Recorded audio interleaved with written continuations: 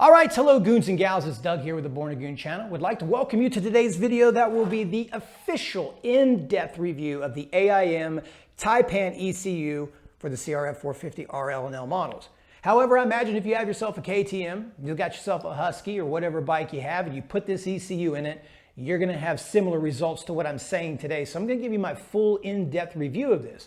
Now, this is the official review. If you remember, I did a first impressions video a couple of months ago when I first got it. And the reason I did that, because they were my first impressions. I only had maybe 1 or 2 rides on the bike, and I was giving my feedback then. Plus, the bike was completely stock. Since then, I've had a chance to test this ECU with 3 different exhausts. I got the Yosh RS4 on there. I've had a chance to use the Graves full titanium. I mean, how trick is this bad boy? And I've had a chance to use the FMF 4-in-1. Now, a little glimpse of the future. Make sure you come back to the channel because I'm going to be doing a back-to-back-to-back shootout of each one of these exhausts for the 450RL. But let's move on and talk about the ECUs. And on that, I did the back-to-back-to-back ECU shootout between the Vortex, this, and the Athene you get. Now, the Athene you get was the winner. This was second. The Vortex was third. And again, if you want to see these videos, which I highly encourage that you watch them, I'll put the links down in the description box and the pictures up here in the corner. But the main purpose of this is to go over this in a little bit more detail because I wasn't able to during that video. Plus, it's been a few weeks. I've had a chance to ride some more with different exhausts, different experiences, and I want to answer your questions that you had for me. And was there anything else I learned about this ECU? Yes, there is, and I want to share those with you. So first, one of the questions I got, which I wasn't able to answer in there, and I just want to glaze over this real quick because this is about the AiM. But many of you ask, why do I even need to buy an ECU? Because they're not cheap. They're $700 to $1,000. I don't care who you go with, you're going to be upwards of $1,000. And the question is it worth it? Well, the answer is yes in the dual sport world. More than probably any other motorcycle arena. Definitely in the dual sports, and I'm going to glaze over this, but here's the gist of it. The ECU, consider this the brain of your bike. It is the brain. Everything that you do on your bike, when you twist the throttle, the air, the mixture, all that fueling, goes through the ECU. It is the brains of your bike. It's like when you're young and you're growing up, who's ever raising you, your parents, grandparents, or whatever, you tell them you want to do something, you're like, hey, I want to walk the earth when you're 9. They say, no. Okay, the answer is no. This is like the bike's ruler. It controls everything. And that's very, very important because if you have problems with your ECU, you can spend all the money you want in modifications. You can bore out your cylinders. You can put performance cams. You can buy thousands of dollars worth of exhaust pipes. It's not going to do anything if the ECU doesn't control it, right? This is the computer of your bike. So it's important that that thing is functional. Now, in other motorcycling categories, the ECUs are good in their stock form. But when you come to the dual sport area, they're tricky for a main reason, or at least I have a theory. When you're buying a thing like this Tiger 800 over here, this is an engine that is more cylinders, obviously, and it is built from the ground up to be emissions compliant. So usually when you have something like that, the fueling is really good on it anyway. Now, these dual sport bikes, because they're based off of motocross chassis and motocross engines, especially like this 450, it's the same thing as the 450R engine, that you have to do a lot of magic to get this to pass EPA. I mean, this is not a Honda thing, it's not a Yamaha, a Kawasaki, it's a government thing. You have to build a bike and then this bike has to be compliant where it has certain sound. You can't make so much noise with it, right? It can't put out certain amounts of pollution. Has to do a bunch of little things once the lawyers and all that get to it. And then by the time you get your bike, it's completely different. It's been manipulated so much by the ECU. Now, it's not so bad in dedicated street bikes, dedicated competition bikes, but dual sports, it is because they're trying to work a lot of magic. They're basically taking a motocross engine and trying to make it 50 state legal so you can have at least the ability to ride this bike on the road. Also, no matter what bike you buy from any manufacturer, when you get it, it's probably only 90 to 95% of its power. The engine itself, every engine that you're buying is detuned because of these regulations and because of safety reasons, reliability. I'm not going to go into all of that. You can Google it on your own if you want to. But those are the reasons why ECUs just generally come at some sort of detuning, and especially when everything's running off of sensors now, that's just the way it is. So if you want to unlock the true potential and power of your bike, the best modification you can make, it's not a pipe, it's not cams, it's not engine work, it's get a better control unit. Get something that works better, and that's what all of these ECUs do in different formats. So I hope I answered that question. Obviously, I left a hell of a lot of info out of there, but I think you get the idea of how important an ECU is and why I think for these, it's a must-have, because it completely changes everything. Don't buy a can, don't buy a pipe, don't put any mods on it. Buy this first because it controls everything. So let's talk about this one and what we have learned. And if you remember back in that video, I used the old trusty butt dyno. And I still have it. So to give you guys a quick update here, this green one was the Athenia Get, and the Vortex was down here at the bottom. This is their linear power curve. This is your imaginary horsepower, imaginary RPMs, and this is how the stock 450RL works. Now back then, I had a couple of different thoughts about this, and I would say that the Get and the Vortex are very similar in their power delivery. The Get is just a ton more power, but this Athenia, before I said it accelerated hard up here and it was almost on par with the Get, I'm going to change that. This thing right here, out of all of these ECUs, has by far the most responsive power out of all of them. If you're looking for Goon kind of riding, like you want to brep and be at 12 o'clock on your front wheel, you want power on demand, this one is it.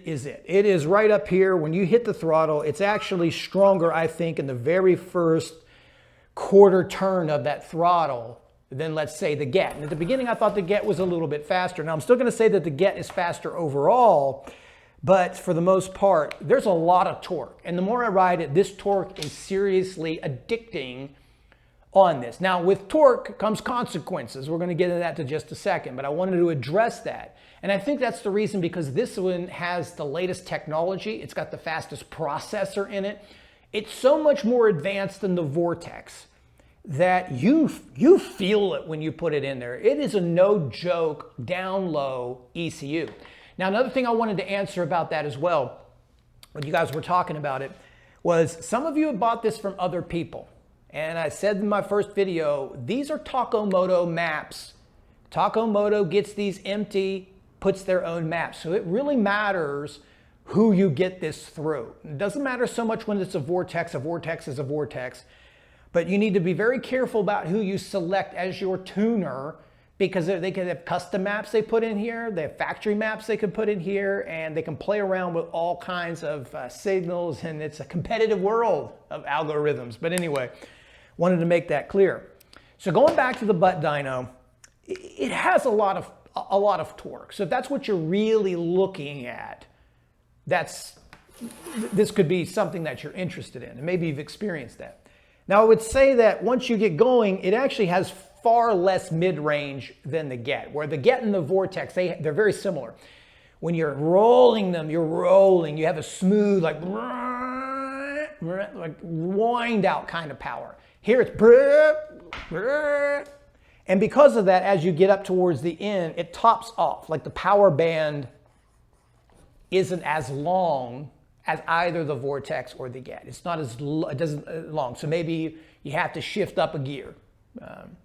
But this comes down to how somebody rides their bike. So I'll just say this, you got a lot of down low power.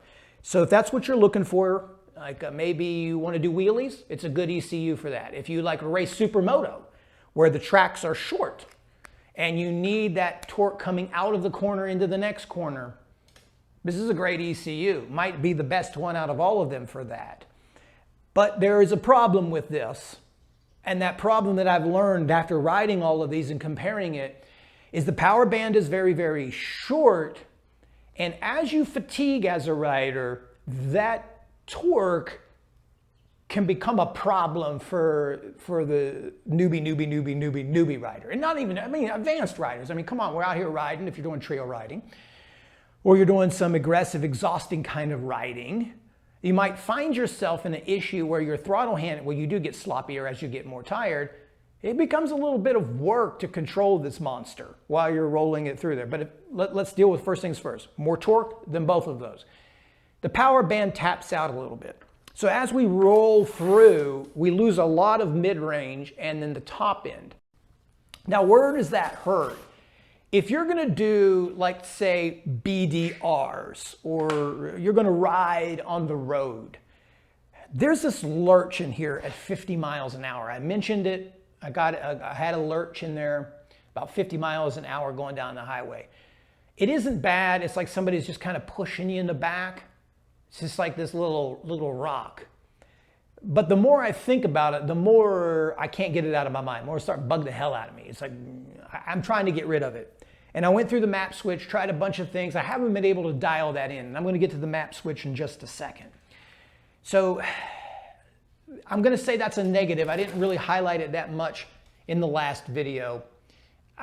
Maybe it's not to you. That's why I said, like, if you were racing supermoto or doing tracks, you're probably not going to be hanging around at 50 for very long periods of time where you're just holding the throttle. You got to hold the throttle like this to feel it. So you wouldn't do that. If you're just riding wheelies, goonigan around the highways, not a big deal. But if you're going to do stretches, there's a little jolt in there. You'll probably get used to it because it's a dual sport. You've got knobby tires. It's vibrating like hell anyway. They're light, the wind's blowing it all around. So maybe you're like, whatever, small complaint. Maybe I'm over exacerbating that area. Just wanted to point it out. And the power band drops real soon on this one. So depending on the kind of riding you're doing. So fire roads, awesome. Wide open roads where you're holding down the throttle for a while, maybe a little jolt in the 50s. Just regular street riding, commuting, if that's what you're using your dual sport for, awesome. Trails, awesome. Single track, super awesome with this torque. It's awesome, and especially enduro mode, which I'll get to in a second. Really awesome with this unit, but the downfall of that is depending on how you're riding, if you're riding over rough rocks or you're getting tired or exhausted in your single track, you might start to feel it resemble a little the old school Honda power band where it's getting jerky, like bruh, right? But it's actually not getting jerky. It's just got so much damn torque in it. Now, onto this switch. I'm going to say that they now make a dual map switch. I'm going to say don't get that. If you're going to do this, do it right. Buy the switch. Because there's so much adjustment in this switch. And I'll do some upper pictures here, a little bit closer pictures about what I'm talking about to make this a little bit more easier for people to see. Let's talk about this bar switch for just a minute, because I did say in the last video, it's awesome, but it takes some getting used to. So when you have this, you have 5 different maps inside of this ECU. Maps number 1 and 2 are intended for performance exhausts. And map number 1 is a full unabated map. It's just your bike on pump gas, all business, no restrictions to the engine whatsoever. That's full power, most power you can get out of your bike. Map number 2 is an enduro mode. So an enduro mode is a mode that tapers down some of that power. So for those that do trail riding like I do, single track, we don't need all of the horsepower here, right? It's too much on a single track. What we want is a smooth, grindable, usable power that's not intimidating, right? We don't want to hit the gas and fly off the trail and hit a tree. We want something that's really manageable and something that chugs around in gears so we can roll around 3rd and 4th and, like our bike do its business. We don't need all of that power. So it tames it down, and there are traction control settings built in each one of these. Map number 3 is a highway map to get you better fuel economy. Although when I rode this map, I can't really verify how much fuel economy I'm getting, because when you put these ECUs in it, none of them match up to real fuel economy that you're getting from the stock. And then maps 3 or 4 are for stock. So if you have a stock bike like I did when I first got it, you use map 3 as wide open in your stock format, and map number 4 is that, and 5 is your enduro mode for that. So it's maps number 1 and 2 that are intended for exhaust, stock exhaust. When you buy this, if you do not buy the switch, I highly recommend that you tell Moto what you're doing with it, because they're going to send it to you in number 1, and if you have a stock bike, it's going to work differently, a lot differently. So make sure if you have a stock bike, you tell them to program it in number 4 if you don't want to buy the switch. Now, why the switch is important is because it allows you to mess with the traction control. It has launch control, and you can also set the fueling for both low, high, and medium. Now, about this switch, it does not work unless the engine is running. So if you want to sit there and adjust it in your driveway, you gotta have your bike really loud. So if you live in a neighborhood, your neighbors will be pissed, but who cares? But maybe you don't want that. You can't just turn on the battery, or at least I can't, and just run through it like you might be able to do with an adventure bike.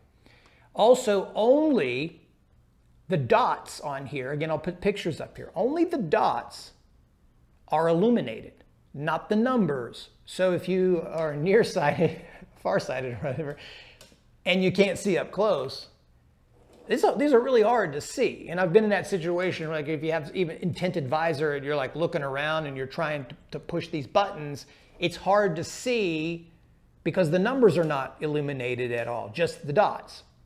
Now, when you start, there's a button at the bottom that says map, and there'll be a little blue dot, and that means you're in the map. And all you got to do is come up here and push on this to dial through each map. It's not so easy as just pushing a button. I mean, sometimes you got to like push it. It doesn't, nothing happens. You got to like really push this button to get it into the map. And that's okay, but you need to be aware of that, especially if you have gloves on. And sometimes you try to do it while you're riding, you're like, screw it, I'm just going to pull over and just like push it. I'm okay with that. Where I found maybe a bigger downfall is you have to hit this button, the bottom button, like 2 times, or like you push it again and it moves it from map to traction control. And then the traction control that's based on the map. So let's say you're in map 1. Map 1 will be lit, and the button down at the bottom, the blue, will be lit where it says map. If you hit this and you go to traction control, you look up here, and one of those 5 levels is going to have a dot on it. Let's say it's 3. That means you have level 3 traction control. So you have level 3 traction control, and you're looking at traction control being lit. It doesn't stay on traction control for very long. So when you hit it, you see the blue button, and then you look up and you see where you are. Sometimes by the time you move your thumb up to the thing to adjust it, it's back down into the map. Like it shuts off, it just goes back to the default map, if that makes sense. It keeps going back to the default map.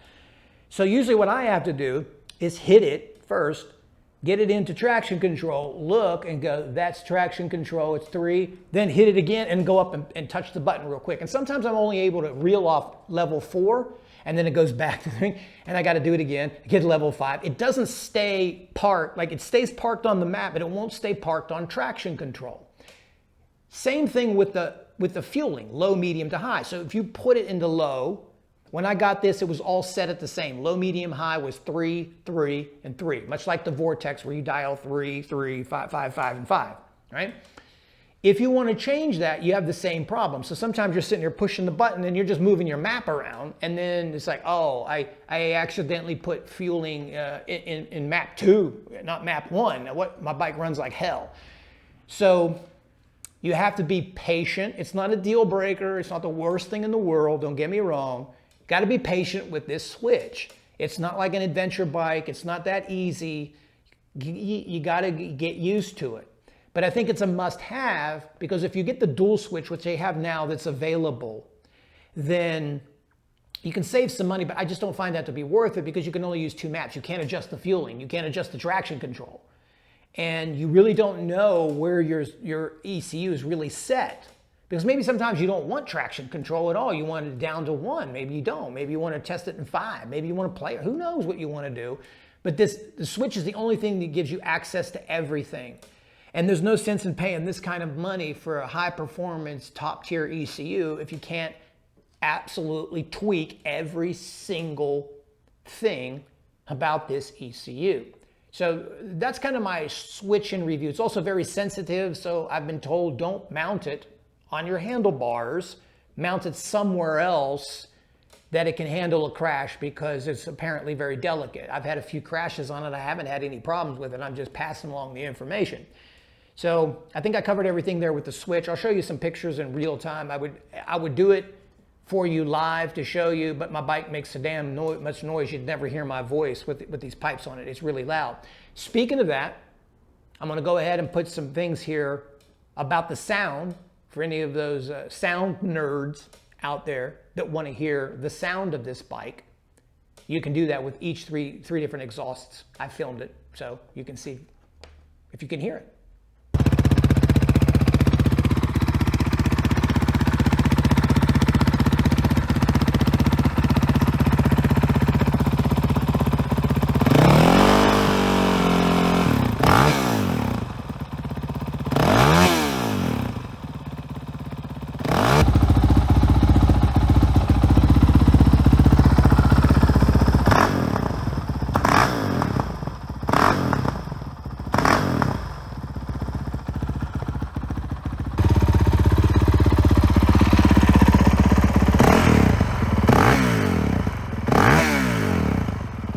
So now let's go ahead and move on to the other benefits, pros and cons of this. I already talked about the switch, talked about the power.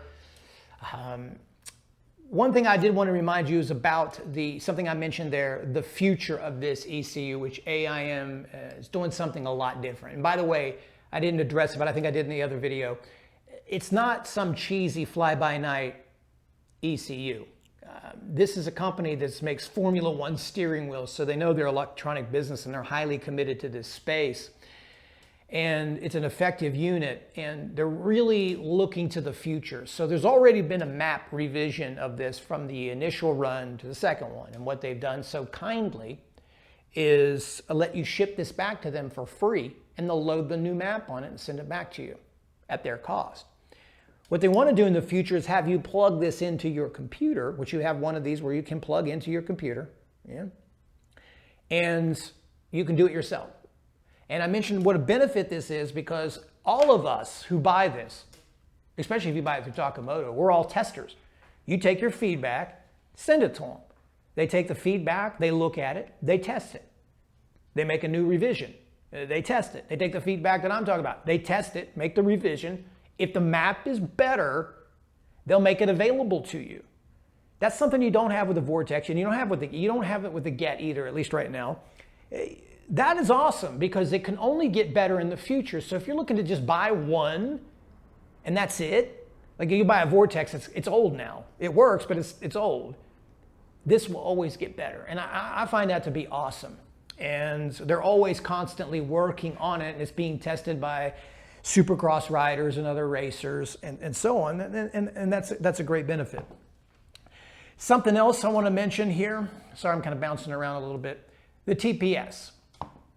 You need to make sure your TPS, throttle position, is adjusted with this. It's not so easy. It's not a hardest thing. Takamoto has put a video up, so just go to YouTube and put it in there. Show you how to do it. You got to plug in a wire. They sell one for $10. If you're going to do it, maybe you can even use that. It'll be a little bit easier where you just push the button on it.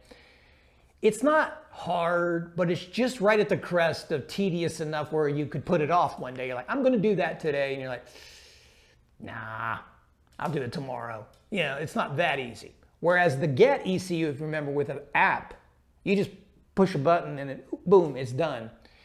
Not a big deal. You have to do that. Make sure, you don't have to do that with any ECU you get because you want to make sure that it is right. Now, I did test all the different exhausts with it, and I'm not doing an exhaust comparo here, but I'll just say that it didn't matter what I plugged into it. They all worked. Graves, FMF, they all sound good. They all work good. And out of all of them, I felt the Vortex and the Get didn't advance that much from the pipes. I said that in my last video. I'm going to stay true to that. Meaning that you put them in there and you're like, okay, I got a couple more horsepower. But the characteristic of the engine is still the same. This one benefited the most. It goes torquemania off the bottom. It just becomes so lively, and that's addicting. So I wanted to cover those topics. So, would I still rate this one second in the contest? Yes. And I would do that because one thing I changed is I think it has more power down low than the Get.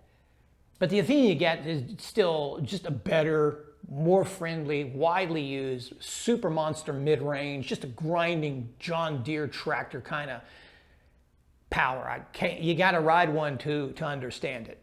But this is a very, very, very close second. And some people ask, would you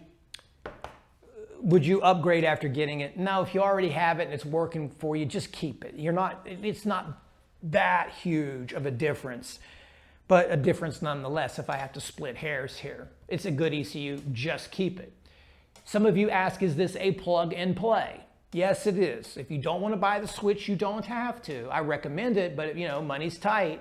Have them to program it either in 1 and have them to program it in 3, or 4 if you're running a stock bike. Now, if you get a pipe or something on that, you have to upgrade it. But if you just, let's say you have a pipe on it and you have a vortex or something you want to upgrade, if you have it already, just have them set it at 1, take all the traction control out of it and send it to you. Just plug it in, use it, you're good. It works. Actually, I used mine as a plug and play. I was running map 1 on a stock bike, and it was running really good, like really, really good.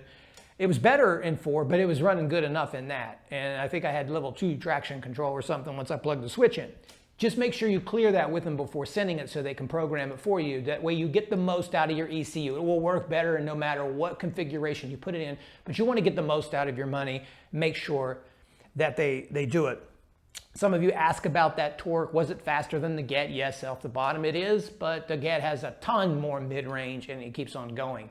It really comes down to you. Have I had any problems with it? Flame outs? No, that's gone. Stalling? No. Most of the times when I do stall, it's because of me. It has a really good idle, as you heard in the exhaust. It tracks real well. You got to get pretty sloppy and kind of make a little mistake on your own. It's leaps and bounds above the stock units. So if you're somebody in that market that says, does it solve my flame outs? Yes. Does it take away the 450RL's jerky throttle response? Absolutely.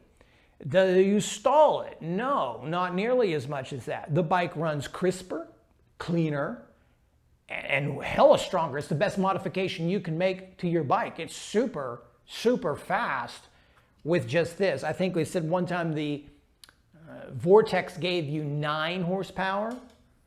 If that's true, that you put that in and get 9, I'd say this probably gives you 14. It's a lot stronger, very, very responsive on the bottom, and a very good ECU.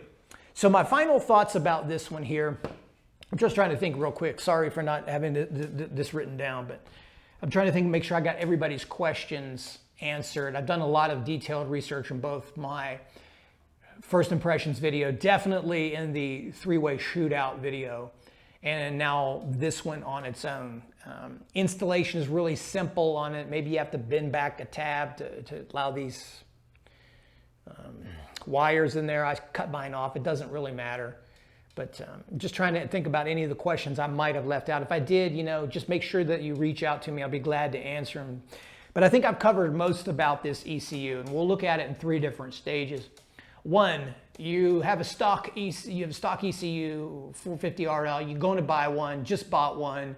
You've had one for a little bit, debating.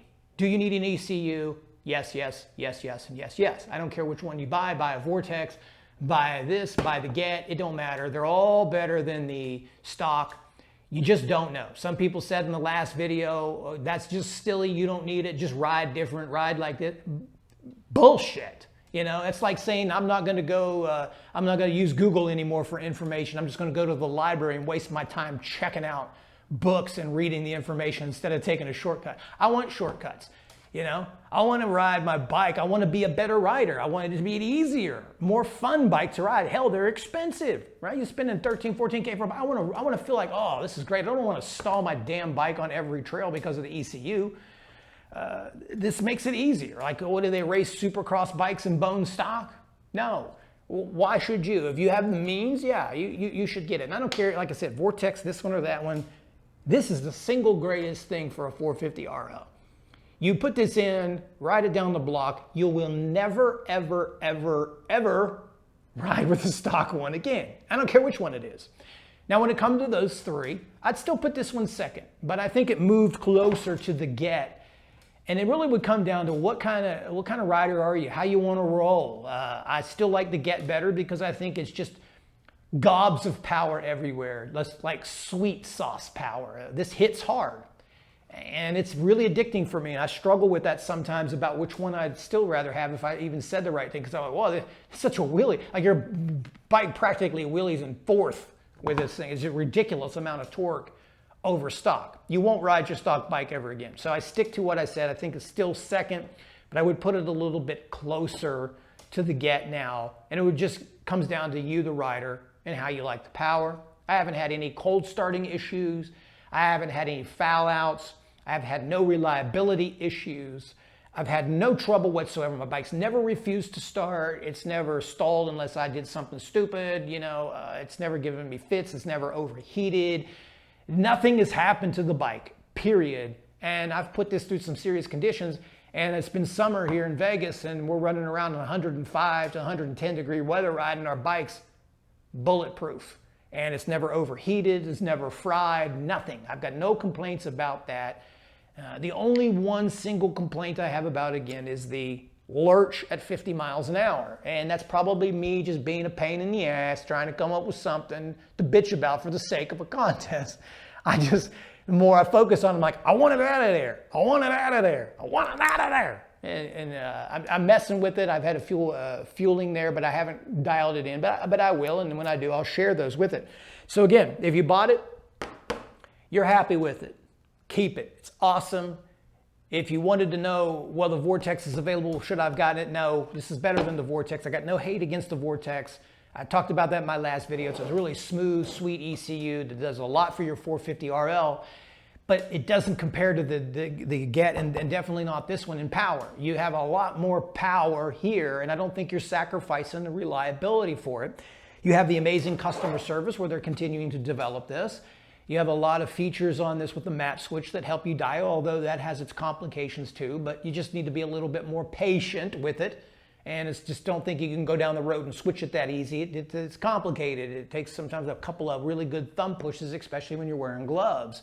But overall, I think it's an awesome unit. And for, I think it's $700 plus maybe $2 for the switch. Totally worth it. If you buy anything at all for your 450RL, buy one of these. In fact, I don't care which one you buy. Just buy an ECU, the best thing that you can do for your bike. It doesn't matter where you get it from. At the end, they're all better, but this one with Takamoto is a sweet map. So guys, again, I'll give you my full detailed review here. It's been really positive with this unit. I'm glad to have been able to test it with so many different types of pipes and everything else, and feedback that we've got from you here on YouTube. I really appreciate that. And if you have anything else that I might have left out, just put it down in the comment section. I'll be glad to answer that question for you. I think I covered everything, but by the time you get done with it, you'll say, damn, I forgot that. But it's a great unit. I think you're going to be happy. Very durable, good performer, boatloads of animal, savage torque, if that's what you're looking for. And this is hard to beat right here. So as always, guys, thanks for watching this video.